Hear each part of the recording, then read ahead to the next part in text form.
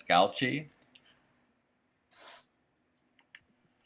She received her master's degree from the University of Sao Paulo, where she studied the floristics of legumes in the Serra in Minas Gerais, Brazil, which I'm sure I mispronounced. She continued her studies at the same university, where she completed her doctoral dissertation on the systematics and evolution of genus Cresta using a phylogenomic approach. She continued her genomic studies of compositae at the University of Memphis as a postdoctoral fellow working with Jennifer Mandel. And also there, she trained me on how to use these phylogenomic library making techniques. But while she was there, she was tracing the history of whole genome duplications throughout the entire Compositae family. Currently, Carolina is a research fellow at the Ryan Folk Lab at Mississippi State University, studying the macroevolution of nitrogen-fixing symbioses in flowering plants. It is a tremendous honor to have Dr. Siniscalchi with us tonight and to present her latest research. And I will hand this off to you. Thank you, Gabe, for the introduction. I'm going to start sharing my presentation right now.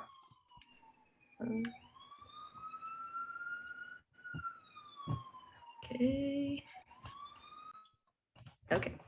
So thank you for the introduction, Gabe. I'm not going to present my most recent research, but I'm going to give an overview of the Ironweed tribe, which is the Vernonieae tribe, which is one of my my favorite groups in Asteraceae. So who am I and why I'm giving this talk? So as Gabe introduced me, I started working with floristics back in Brazil when I was a master's student. And then in my PhD and my postdoctoral associate, and as a postdoctoral associate, I switched to studying evolutionary processes in plants, especially in the Asteraceae family. And nowadays I do a little bit of everything, but mostly my research involves going to the field, studying plants in the field or collecting them, making herbarium specimens, studying characters from these herbarium specimens, and also extracting DNA and sequencing DNA from these specimens so we can assemble large phylogenies, and then we can study comparative questions in the evolution of different types of plants. Most of my research has been in Asteraceae, but I'm also working with different plant groups like the nitrogen-fixing clay these days. So as I'm sure many of you know, Compositae are all around us. They comprise about 10% of the diversity of angiosperms on Earth. And they can be garden plants. They are common. They are commonly cultivated in gardens. They can have economical importance like the sunflower or lettuce, artichokes, or even plants that are used in industrial processes. Some of them are weeds. Some of them are very rare. Some of them have very specific environments where they grow, but they're very easy to find. And I bet that if anybody went outside right now, they would find at least one in a lawn somewhere. So it's very cool to have a group that is so easy to find to study. As probably many of you know too, when we look at a plant from the Asteraceae family and we look at their flowers, we are not actually looking at a single flower, but at a compound inflorescence that is called a head or a capitulum. And this capitulum, it's composed by many little flowers that are aggregated in this structure that is surrounded by this leaf-like structures that are called phyllaries or involucral bracts.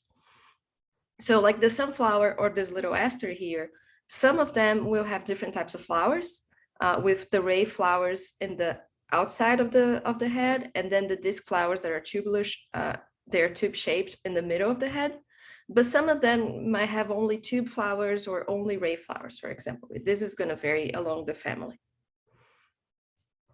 So because Asteraceae is such a large family, it's hard to study a group this big. So people have been trying to divide it to make it easier to study since the 1800s, since before the 1800s actually. But with the classification of Henry Cassini is when we finally get to a system that is easy to use and it's very well detailed. So Cassini, he was very interested in trying to divide Asteraceae based on their morphological characters. And he did really rigorous studies of micro characters of the flowers of composite, meaning all the individual parts that make up a flower. So the style, the anthers, the corolla, and he grouped these characters in a way that that he could define groups.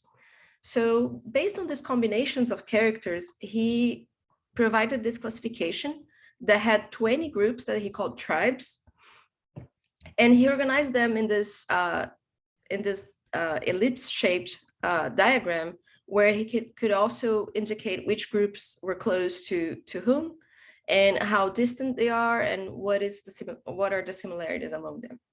So even though this work was done in the 1800s, we still use many of his morphological definitions until today. So currently we have a slightly larger classification of composite. We have the family divided in about 50 tribes. So this new classification is informed by phylogenetic studies, meaning the evolutionary relationships among the different groups in composite. Many of those groups still follow some of those morphological definitions, but most of the new groups that were created just to accommodate small groups that were segregated from those original tribes based on different morphologies or in their evolutionary relationships. And as you know, today I'm going to talk about the group Vernonieae, the tribe Vernonieae, which is more or less here in the phylogenetic tree of the family in what we consider the central grade. So there's a lot of plants in the central grade, and they are, this group includes everything that is not in the basal grade, that is mostly composed by South American species, or in the large clade known as the Helianthalias. So to start with, I want to define what a Vernonieae is morphologically and where they can be found. So plants in this tribe Vernonieae, they are mostly shrubs or trees, sometimes herbs.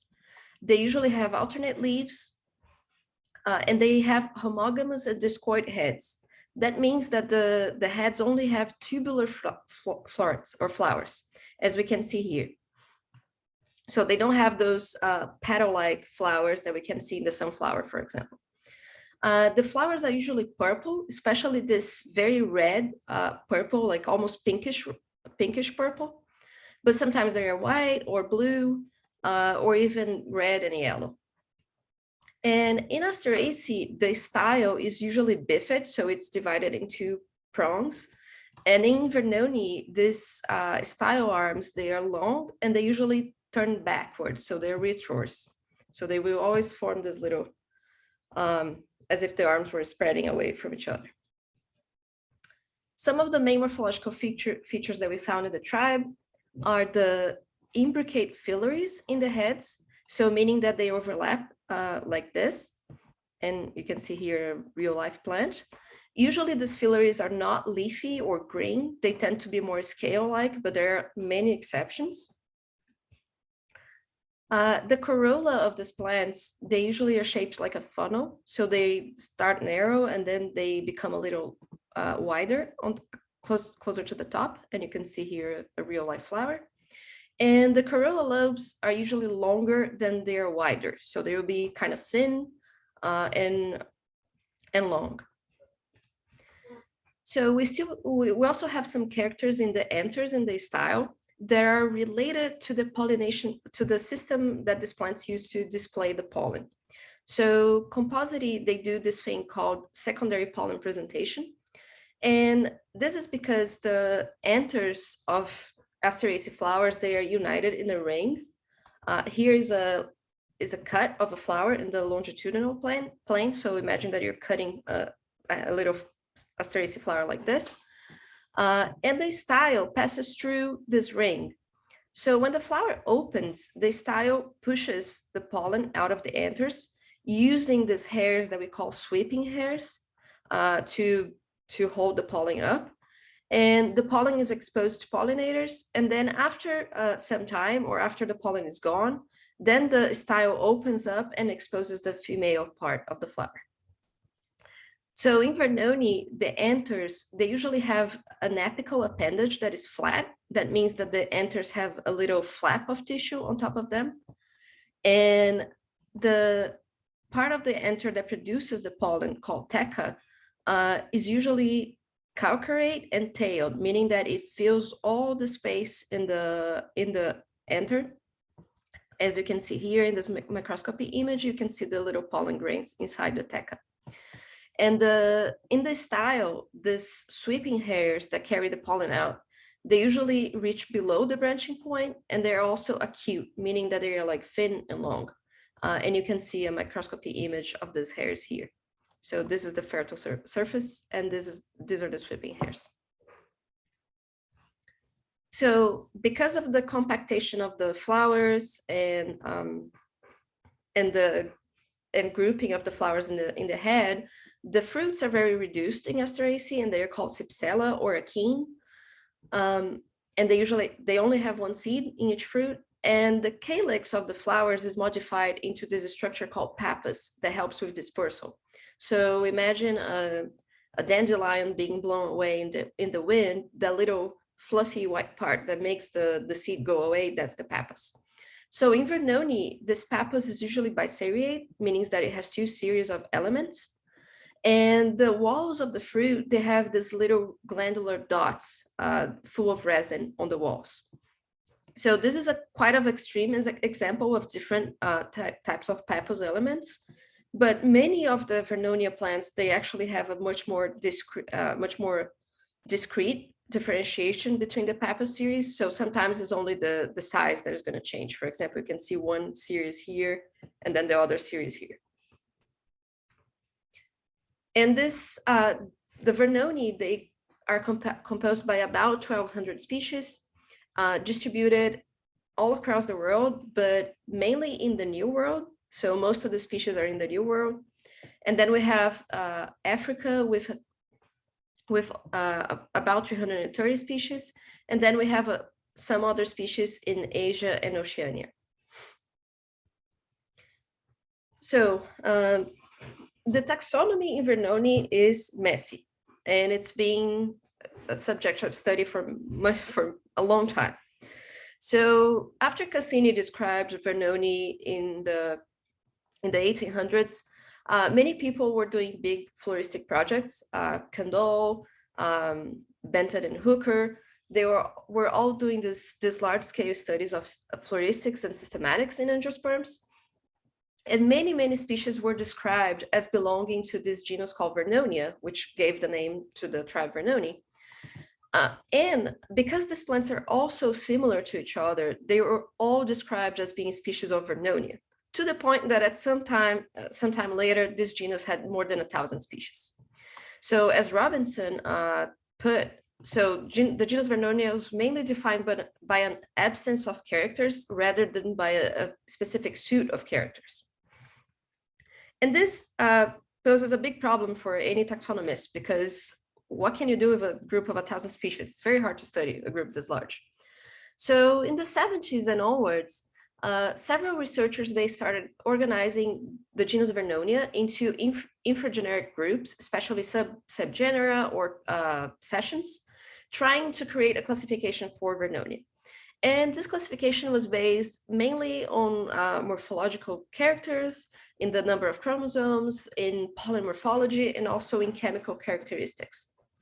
So these studies, they eventually led to the explosion of the genus Vernonia into several other smaller genera.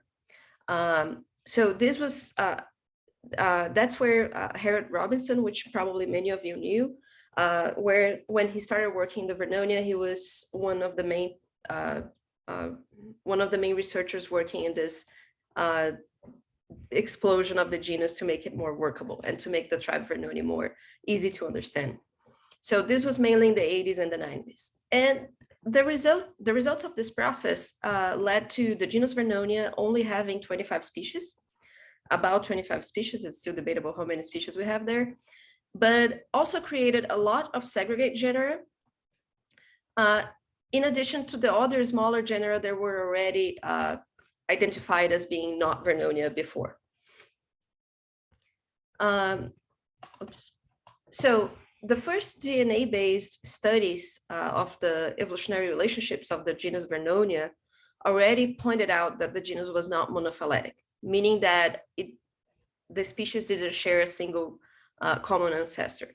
And this is clearly, this is easy to see when we look at the tree and we see that genera that were not ever recognized as Vernonia emerging within several different species of Vernonia, like Lycnophora, Syntroterum, Elephantopus. So these first studies came out in the 90s, and they further confirmed the observations that were made with morphology and chemistry previously. So by 1999, most of this process of synonymizing species of Vernonia into different genera was more or less done. And Robinson published two main works that were focusing on creating a new infratribal classification for the tribe. One work focusing on American Vernonia and one focusing on the Old World species. And he created these tables where he presented different characters of each one of the genera that were being recognized at the time to help support the classification. And this was what based most of the systematics of Vernonia since the 1990s, basically. So this classification is based mainly in these micro characters such as corolla, the anther appendages, the pollen, the style and the anthers, but also in the inflorescence structure, which is very important in some groups, and also in the chemistry that there was known at the time. So since the 2000s, more researchers started working with molecular phylogenetics with the tribe Vernonia, mainly focusing on understanding how the different subtribes relate to each other, or how different genera relate to each other. So there's still a lot that we don't know about this group, and there's still a lot to be done, at least in my opinion.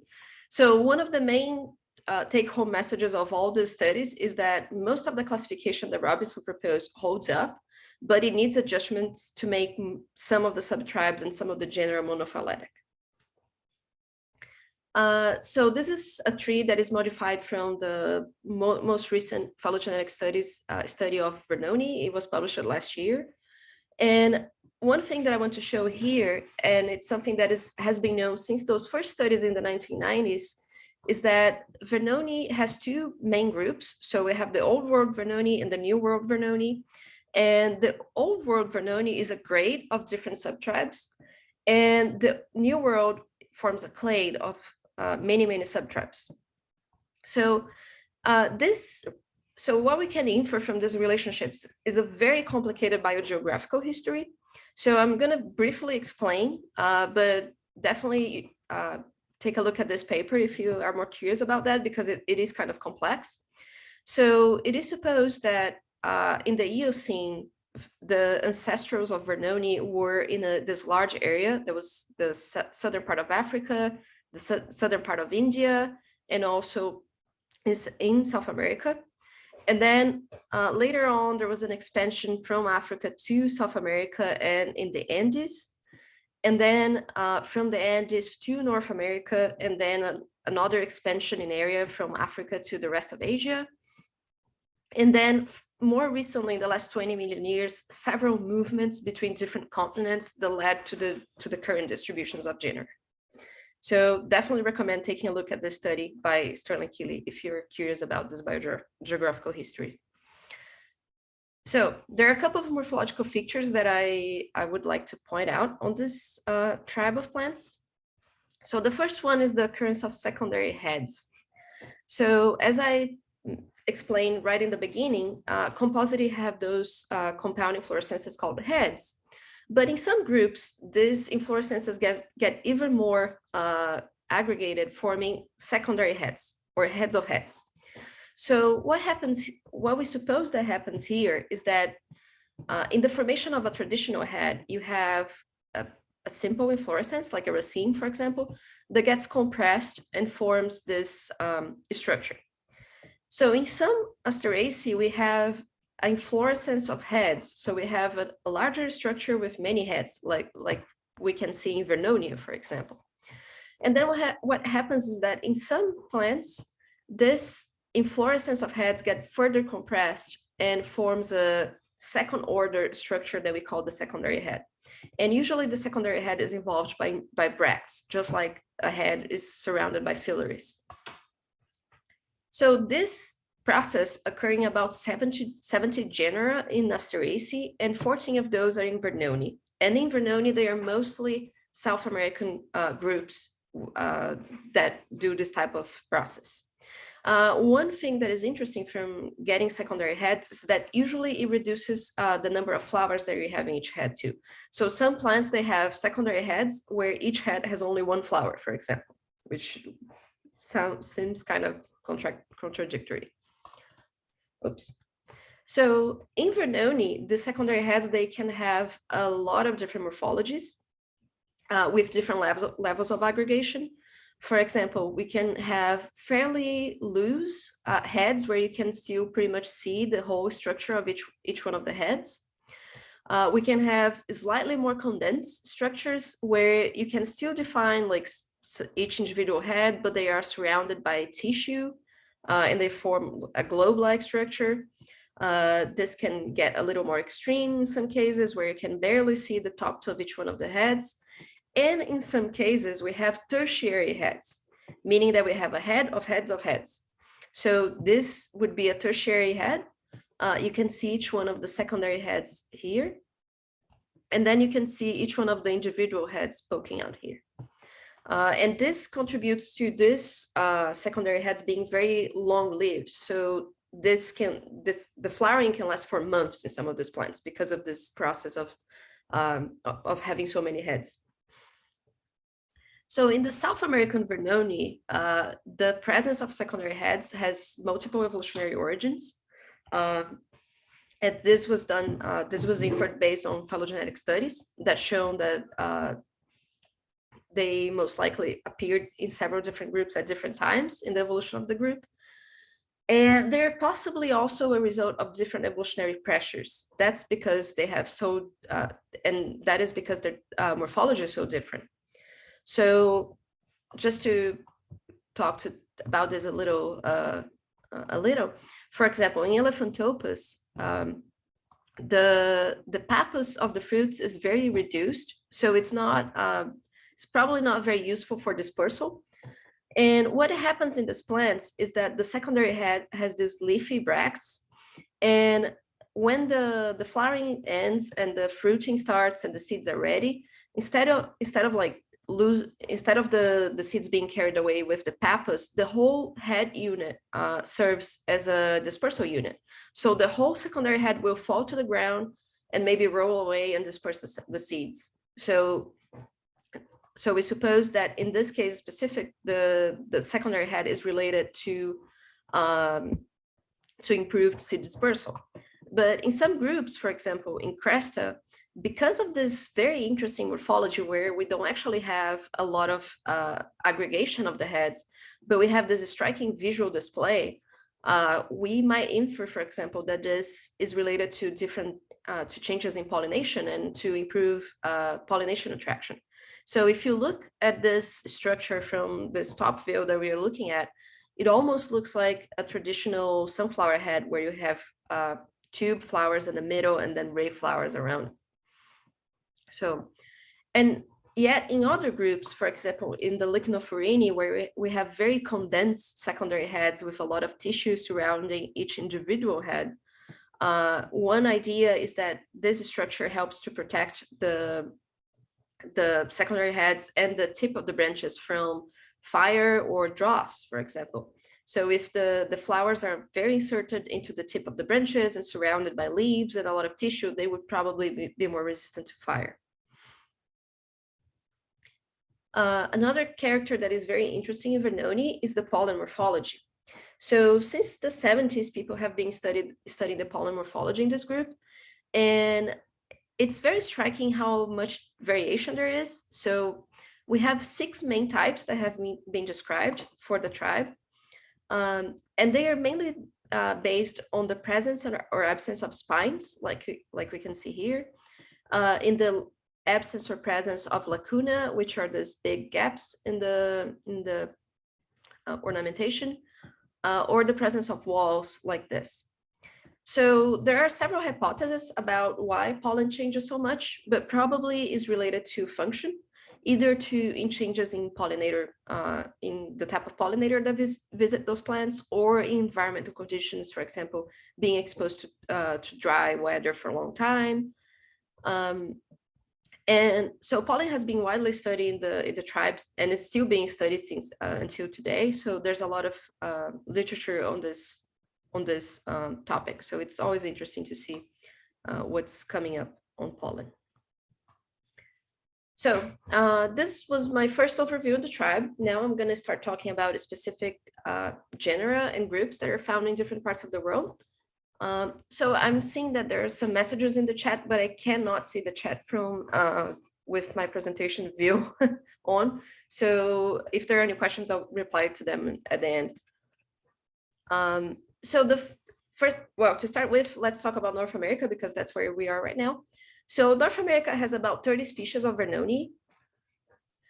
Most of them are in the genus Vernonia, which are called the Ironweeds. As I said before, we think there are about 25 species in this group. There are some species in Vernonia that probably will be moved to different genera in the near future due to their phylogenetic relationships. So this genus is distributed in eastern USA and Mexico. So the map from BONAP doesn't show the Mexican distribution, but they do occur in Mexico too.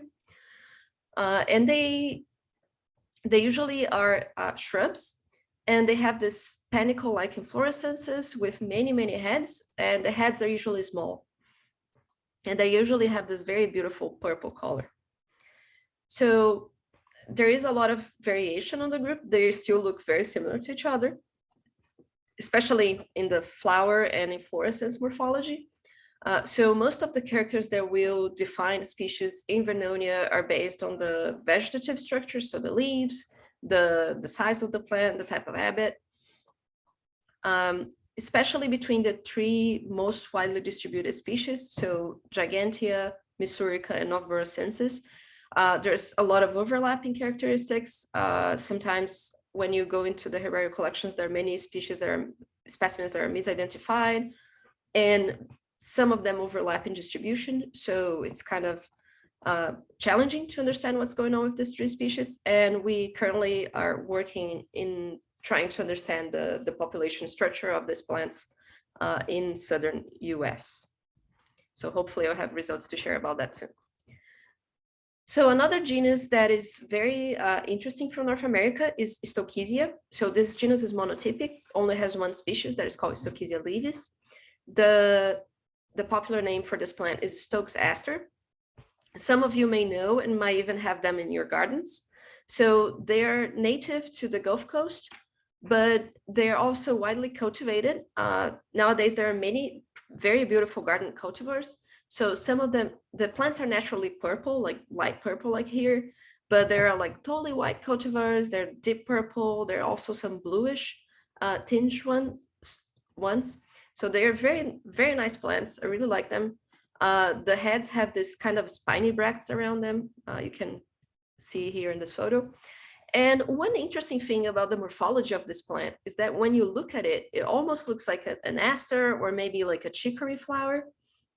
And that's because in the flowers around the head, the corollas, instead of having the 5 lobes displayed as a star, as in most of the Vernonieae, these 5 lobes are, they all move to the same side. So they form this almost petal-like or ray-like structure.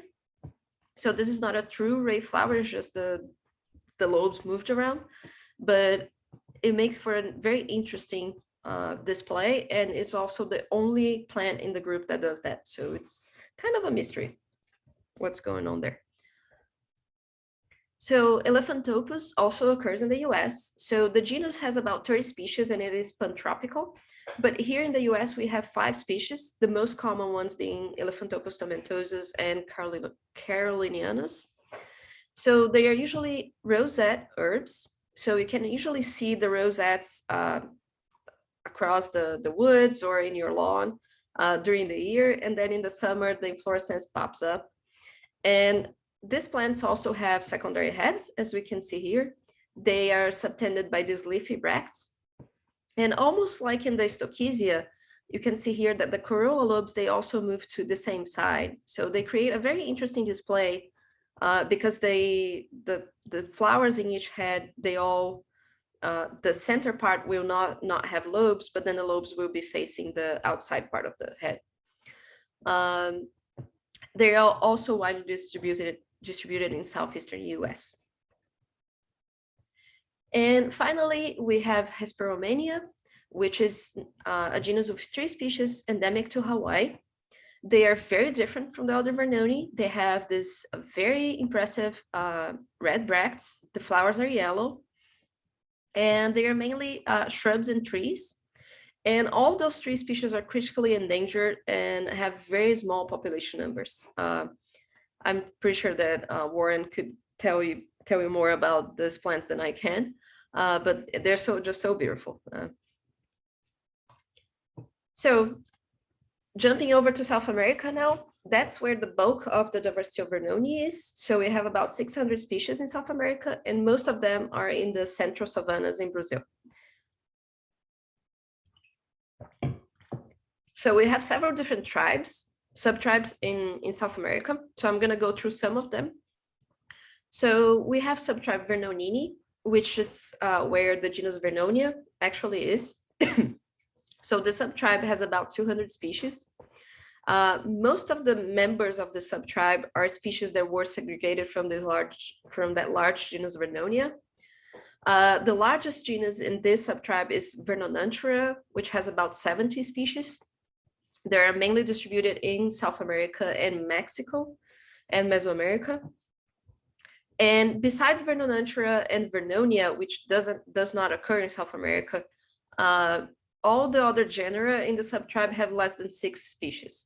So that's something that is very common in Vernonia. So especially with the segregates from the genus Vernonia, that this segregation created a lot of monotypic or very small genera.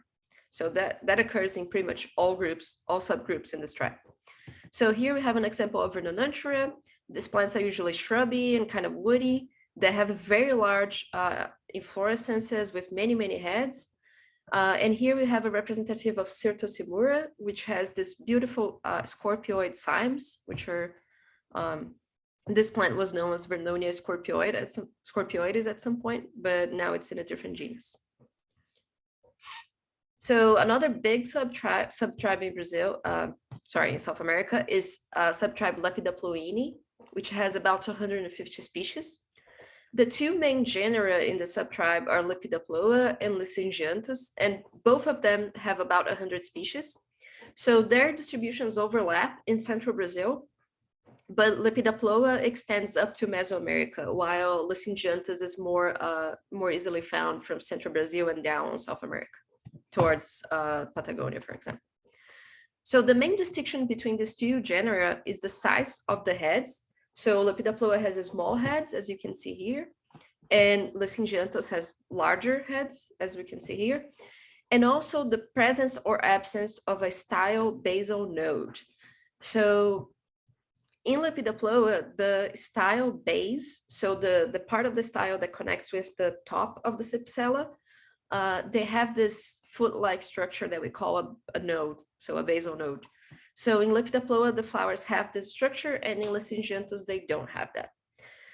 Still, there are many overlapping characteristics in this genus, and the basal node may or may not occur in Lepidoploa when you go into the details of each plant, of the description of each species. So this is a group that is really needing some taxonomic revision and maybe more phylogenetic studies to understand what is going on here. So I just want to point out that there's a very interesting variation in bracts in these groups. So Lepidoploa usually have this pointy little bracts, and Lysingianthus, you can usually see very beautiful examples of very intense scale-like bracts that I really like. And sometimes they're pointy too. Another interesting subtribe is called Piptocarpini, and it has about 100 species. They are mainly found in tropical South America, and differently from most of the other Vernonieae, they like forested environments. So sometimes they're actually found like in the rainforest in eastern Brazil, for example. And you have this, the plants in Piptocarpa specifically are mainly shrubs that climb over other plants, so scandent shrubs. And they can even be very large trees, which is kind of impressive for Asteraceae. This they have syncephaly or secondary heads too sometimes, and the inflorescences may be sometimes they may sometimes grow from the side of the leaves, which is very interesting position for inflorescences. One characteristic of the whole tribe is the presence of subtribe, sorry, is the presence of stellate hairs. So these hairs that are shaped like stars. So they usually have a basal cell that holds out a bubble head type cell with very long arms. And I need to talk about the subtribe Christini because that's what I studied during my PhD, and I really like those plants. I could give a seminar just about them. So this subtribe has only one genus, that is the genus Cresta, that has 18 species. They're all endemic to the Cerrado, meaning the central savanna in Brazil, and the Caatinga, which is this dry tropical forest. And many plants in this group are endemic from rock outcrops, so they grow straight on rocks. All these 18 species have secondary heads. There's a large variation in morphology in the secondary heads of these groups. So in some plants, the heads are barely hold together at the base. In some of them, you have these very complex structures where the heads are embedded in a globe-like structure. And in some cases, the secondary head has indeterminate growth. So this axis keep growing for a long time and producing new heads at the tip. So you can see sometimes inflorescences like this, where you see several heads that were already gone, some that are fruiting, some that are flowering, and some that are still developing. And this characteristic makes those plants have a very long flowering period. So sometimes the secondary heads might take months to totally develop. And something that is very interesting in this group is that we have two species that have red flowers. So that they're not very common in Vernonieae, so it's very interesting to see that. And there actually is a change in pollinator in the case of this red flowered species, that they are visited by hummingbirds, which is very rare in the purple flowered Vernonieae. So subtribe Lycnophoreinae is one of the other very large groups in South America. So it has about 120 species. They're mainly shrubs and treelets, so they're more woody plants. They mostly occur in central Brazil, and many of them have secondary heads. This is the group where the secondary heads occur most, and they have very extreme modifications sometimes. Like you can barely see them here, but you can see the little globes here. And there are many weird growth forms in this group, which is very interesting. One of them is called this caule rosula. So this term was defined by Quattrocasas to describe the growth of Espeletia, which is a group that occurred in the Andes, which is not a Vernonieae. So in plants that have this type of habit, usually you have a monopodial stem that is surrounded by compressed leaf sheaths. So you can see here a very thick stem. These plants are very tall. And then you see all these old leaf sheaths that are surrounding the stem. This type of habit also occurs in Dendrocinicio in Africa, which is in Siniscalchi, also not a Vernonieae. But in Vernonieae, they assume a very interesting shape.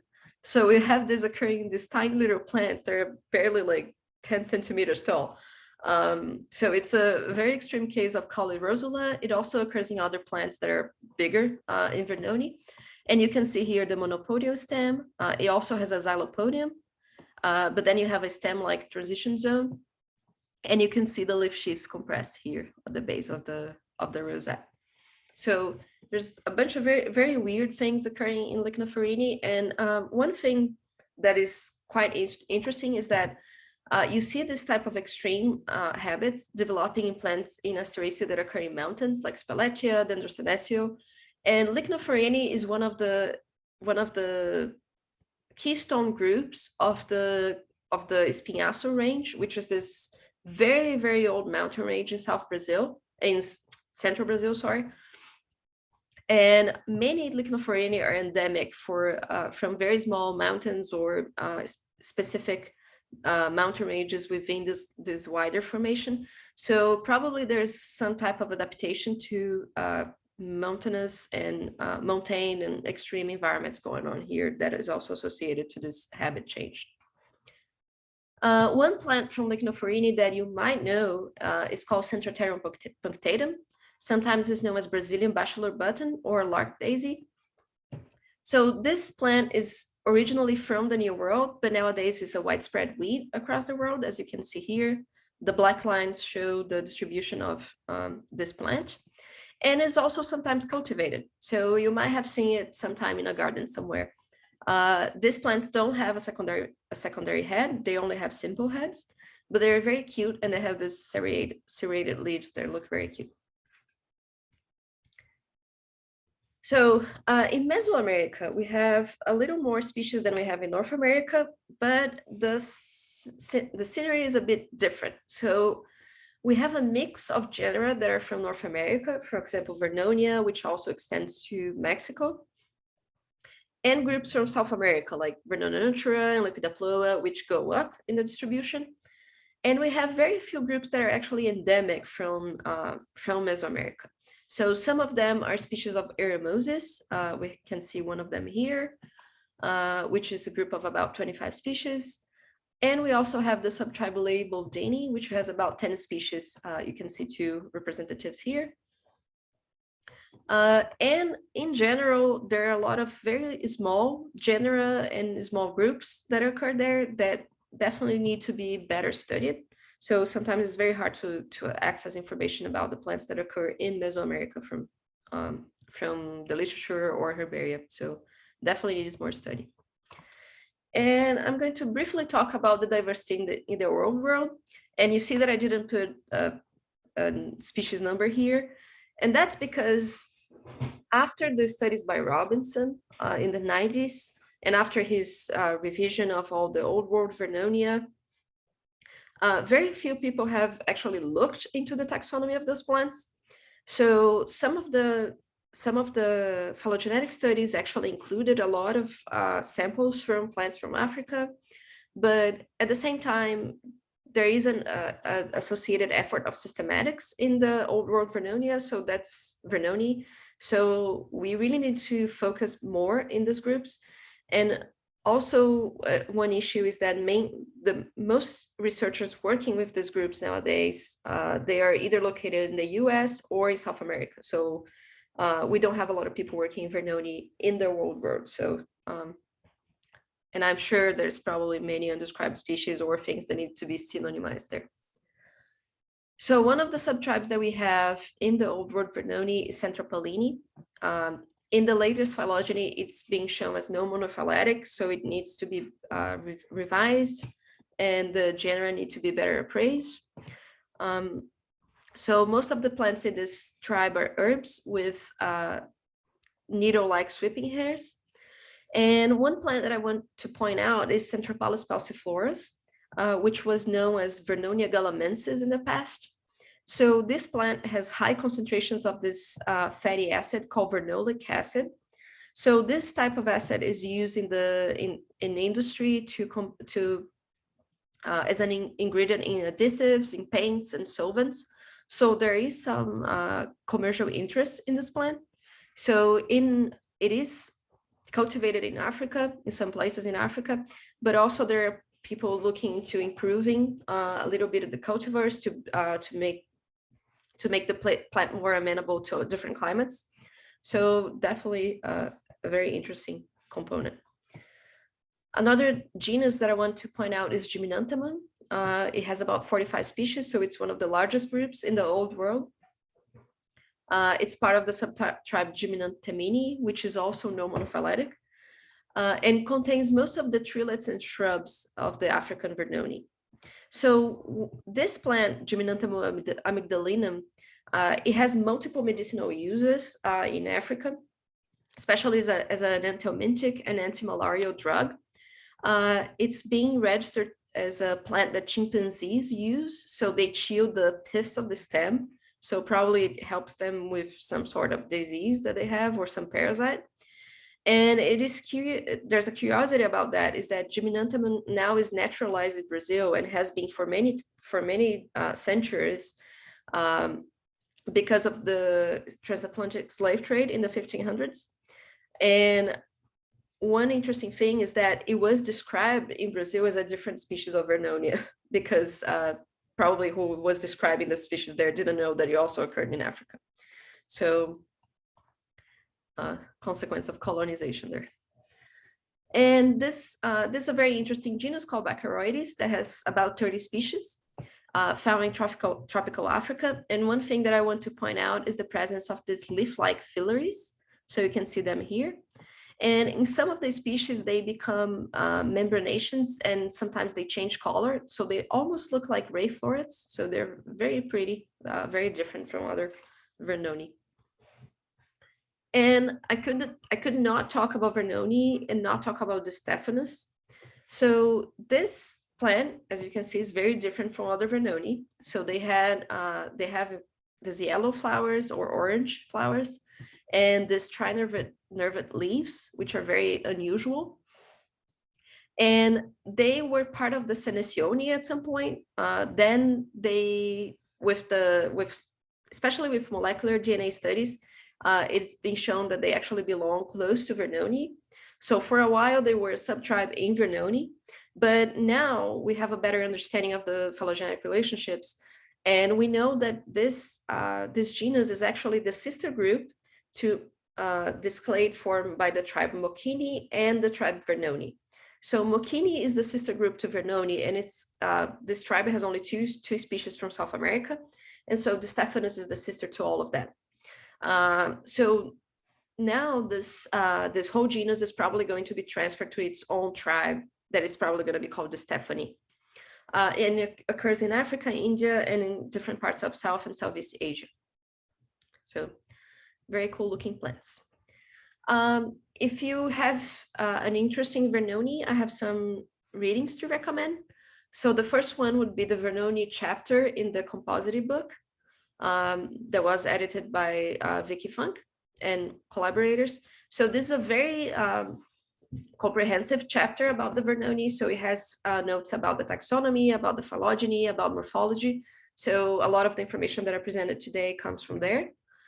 Also, I recommend reading the Benoit Loy's work on the systematics and evolution of syncephaly in American Vernonieae. So that's the study of the secondary heads that focus mainly on the secondary heads. Also, the more recent phylogeny of the group by Sterling Keeley and collaborators. So they assembled a very wide-spanning phylogeny of the tribe, and they also provided a very well-detailed biogeographical history of the group. And also the two revisions from 1999 by Harriet Robinson are very good to understand the different groupings within Vernonieae. And I would like to thank you all for coming to this talk. It was a pleasure to give this talk to you. And if anybody has any questions, I'll be happy to answer them.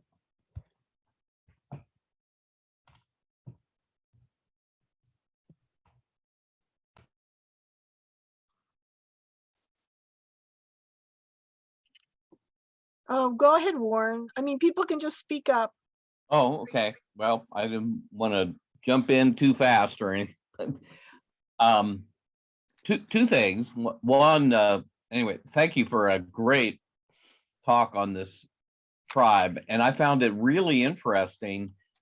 While not one of the larger tribes in the Asteraceae, it actually is so diverse. I never realized that it's so incredibly diverse, and so it must almost have genes for diversifying in strange ways. I mean, that's probably not a very accurate way to put it, but interesting, which leads to my second question, which is, for years, we thought Hesperomania in Hawaii, which actually has had a recent molecular and morphological updates. Now 4 species. Ooh, nice. Yeah, if you're interested, I can send you the paper, but minor. But the interesting part, it was originally thought to be part of the Muticeae. Oh yes, yeah. And then Sterling Keeley and others had the paper in the 90s showing that it was actually in the Vernonieae and suggested to be an origin from Africa, which is a very rare dispersal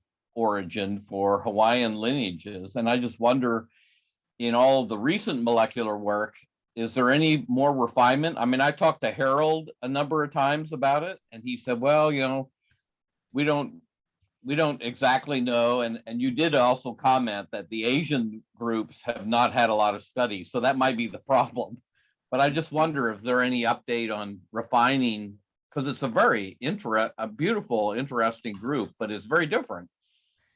Yes. So yes, the more recent paper by Sterling, they talk about the position of Hesperomania. So so now the tribe, so it's included in tribe Linzini, which is mostly an African group, but also this tribe also includes plants from Australia right now. Very interesting. Yeah. Asia or Australia is far more common. There's a few groups from Asia, but Australia, New Zealand is a very common dispersal pathway. Yes, so it is very, very weird. Yes. Thank you for the explanation about them. Yeah, I forgot to mention that they were not in Vernonia for a long time. Yeah. And they do look like Mutizia for some reason. But Yeah. Thank you for the question. And yes, they are very diverse. They look very similar, but there is a lot of diversity there.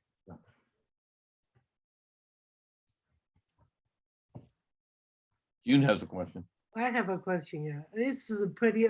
Thank you for the really nice presentation. Yeah, and I was very impressed with this diversity. But on the other hand, how now with so much diversity on almost every character? So what really holds the tribe together? That's a great question. Matchsticks and tape. We're just taping everything together. So most of them share those the same characters that I pointed out in the beginning. So the filaries, the anteroappendages, and the style is a dead giveaway. So when I bring people into the field to show them different composites, like I always try to show the difference between the style in Vernonieae and in Eupatorii, which Vernonieae are usually confounded with Eupatorii because they are also discoid heads, tubular. So those characters actually hold. Yeah. Okay, because I was even shocked by the pollen grains. They sort of similar, but then you look at there at least 6 different types. So. Yes. Yeah, but the style is the main one. I think there's only one tribe that has styles that sometimes look like Vernonieae, which are it's a tribe called Gukinachi that only occurs in South America, but they are very different. Like the plants are very different besides the style. So the style is a good character. I mean, another thing you educated me is I didn't realize the tribe dates back that early in the southern hemisphere, in the Gondwana land. Yes. Yeah. So that's like a dates back into Eocene, right? Yes. Yeah. The origin of most of the Asteraceae tribes is dated back to the Eocene. Wow. Okay. Yeah. Mm-hmm.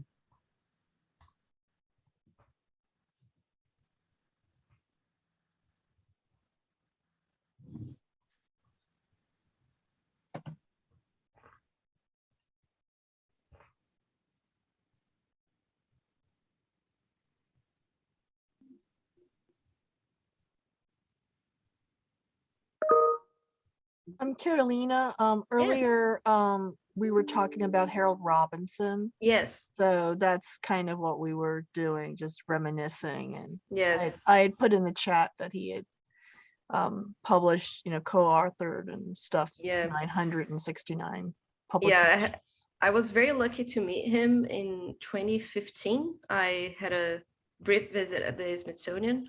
So I talked a lot to him about Vernonieae. I was beginning my PhD, so it was just like amazing to meet this person that was working with the group that I was interested in for years and years, and had such a wide knowledge of the families.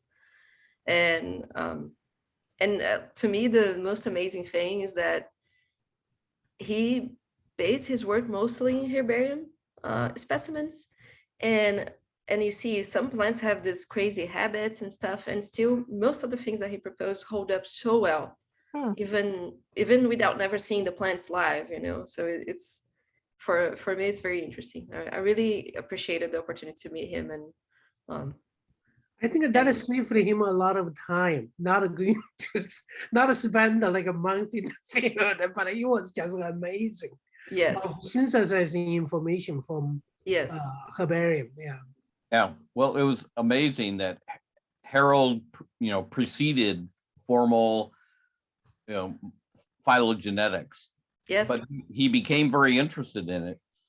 And having known him for, 30 years and talked to him a lot, he had a photographic memory. I mean, he did all of these styles and anthers and all this micro morphology, which he transferred from his earlier career in moss systematics. And he just remembered everything. Oh, yeah, that particular one has blah, blah, blah. And it's like, what? Yeah. So, and he just had this intuitive sense for using that vast array from his photographic memory of doing intuitive phylogenies. And guess what? It worked as well as any of the CLISTIC programs. Yeah. And the micromorphology, like his use of the same techniques that were used in moss systematics. So I showed a couple of slides about the style and the anthers. So these are photos that I took from materials that I prepared using the same techniques that Harold used. Yeah. And so Benoit Loy, who now is at Kew Gardens, he was at the Smithsonian with a Quatro Casas Fellowship, I think in 2012 or something. And he learned how to use the Hoyer solution to make the slides there. And then he taught me how to do them when I was doing my PhD in Brazil. And now I've taught some of the PhD students here in the lab with Ryan Folk, who are also studying some things in Asteraceae. So it's just like this technique that is being passed down generations of systematists. It's very cool. That's fantastic, because what our work is an integrative process, and it should involve all of the things, not just the newest technique, but integrating all of them. And it's great to see you and others handing down this kind of approach. Anyway, very interesting seminar, brought in lots of information. I had a question for you. When you said when you said Eocene and the Gondwana species, it really struck a chord, because that was a really interesting time. It's 13 degrees higher temperature than today, and it's much higher CO2 concentrations. If you ever imagine. It had this influx of these Gondwana species going northward. So have you looked at the increase in this speciation going northward in terms of climate change and increasing CO2 concentrations? No, so not specifically in Vernonieae. So there is a recent paper by some folks in Argentina that looked at specifically the diversification increase with CO2 in compositing in general and grasses. I'm not entirely aware of the whole paper because I haven't read it yet. But yes, so nowadays I'm working mostly with microevolution. So I would love to do something like this with Vernonieae. I'm afraid that the phylogenies that we have nowadays are not there yet in terms of sampling to give like a very good answer about it. Yeah. But it's a great question. I have a question. So I work on the Zinniini tribe. The Zinniini subtribe, which is the Helianthe tribe. And my pet plants are all about the ray flowers. And I'm wondering if you knew what might be driving the loss in the Vernonieae. Is it maybe those strap-like disc flower lobes? or something else, or maybe because they have those heads of heads. Because the ones I work on, I mean, it's the yellow zinnias and the purple echinaceas, and they're all about bringing in the pollinators with those big broad rays. Yeah, that's a good question. I know there are a lot of people doing work in floral genes, duplications and losses, and how they affect the head morphology in Asteraceae. There's some folks in Finland, I think they're doing a lot of work related to that.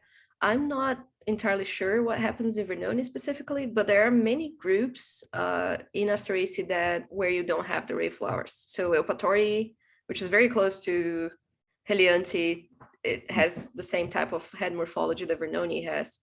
And Eupatori wasn't considered to be part of the Helianthi alliance since very recently, basically, because of that. So I would guess that probably there's some type of gene duplication, loss, function change, whatever going on, but I'm not sure what it is. Thanks.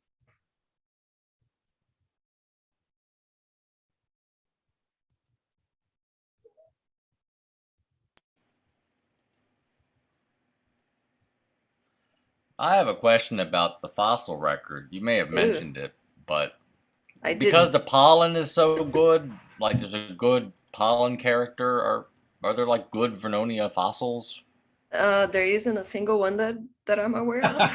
Oh, all right. So fossils are a spiny subject for people that work with Asteraceae. We have one macrofossil, which is a head that was found in South America, and I think it's dated about 45 million years. Not entirely sure. It's a very beautiful fossil. And then we have some pollen fossil that I think there are like maybe about 10 different fossil pollens that are thought to be in Asteraceae. So the pollen is very good. So there's a lot of characters in pollen, but pollen varies a lot in the whole family. And some Asteraceae in general have pollens that are similar to some types of Asteraceae pollen. So there are some cases where the pollens are attributed to Asteraceae in general, but not to Asteraceae specifically. So there might be some fossil pollen loss somewhere that I don't know of, but I don't think there is. So.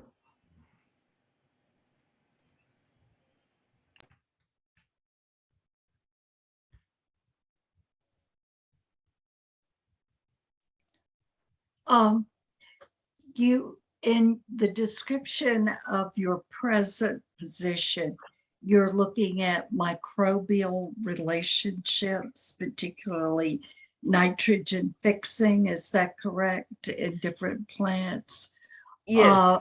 Are there any specific microbial relationships, probably mycorrhizae and so on, but there's nothing, I'm sure, like nitrogen fixation as there is in the legumes. Yes, so the nitrogen fixation work that I'm doing is with the legumes and the families associated with, for example, some families in Phagales that also do that. Mm-hmm. So I'm at the present, my main work is not with the Asteraceae, but Asteraceae have mycorrhizal associations. But I don't think there's any evidence of any type of nitrogen fixing association that they do. I wouldn't think so. Yeah. Yes. So I taught microbiology for 20 years. Yes. And, mainly into botany. Yes.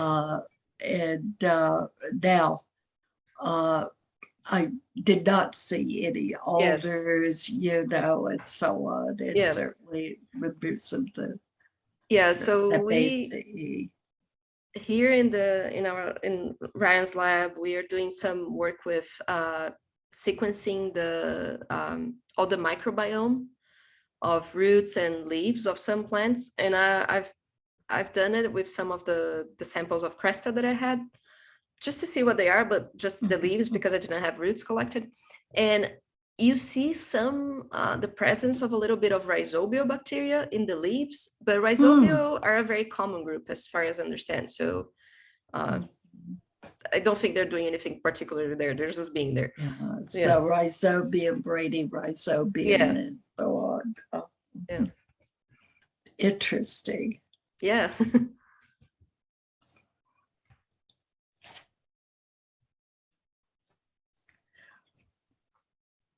I've been involved with the Flora of Virginia. I was one of the founding members of that effort. And to 20 years, I'm no longer on the board of passing it on, but I just have always been fascinated with the ironweeds in Virginia when I've done walks with classes or other groups. They are so beautiful late summer, early fall. Yeah, they are. And it's just such a particularly shade of purple. It's like, you know that it's an ironweed from very far away. Yes, you do. Yes, you just do. because it's a bright reddish purple that doesn't look like anything else. I love them too. Very pretty. I hope you are teaching because you are such an incredible speaker, and I'm sure the passion you would pass on to your students. Thank you. I really appreciate it. I teach sometimes. My position right now doesn't involve teaching all the research, but it's definitely something that I'm looking forward to do more. Great. Wonderful presentation. Thank you. Thank you so much.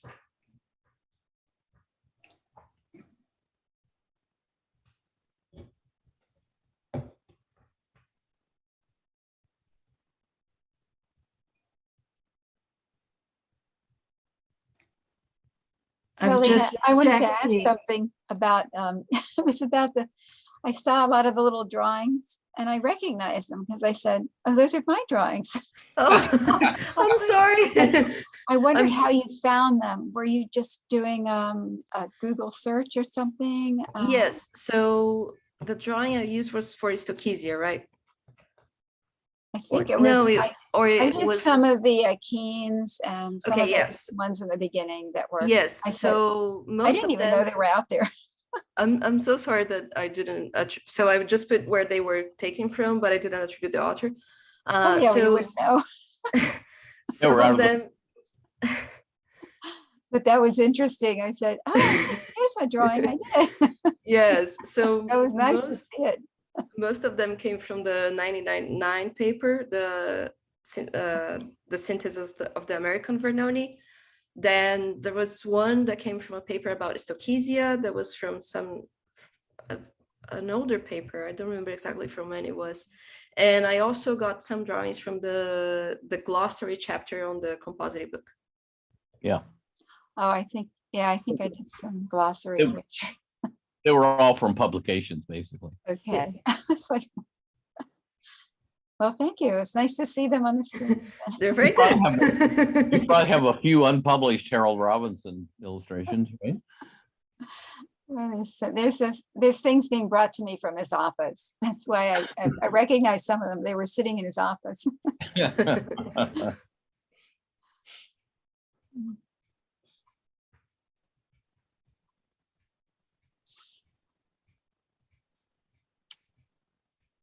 Okay.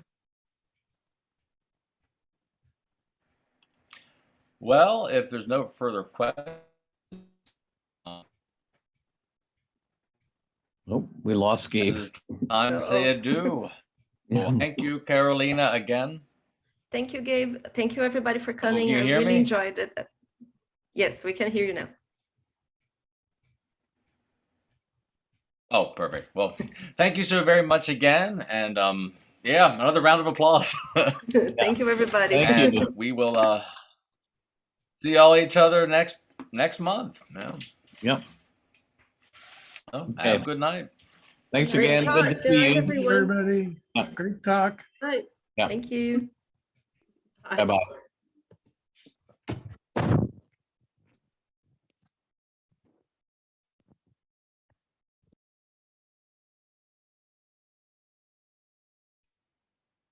Hi, Marion.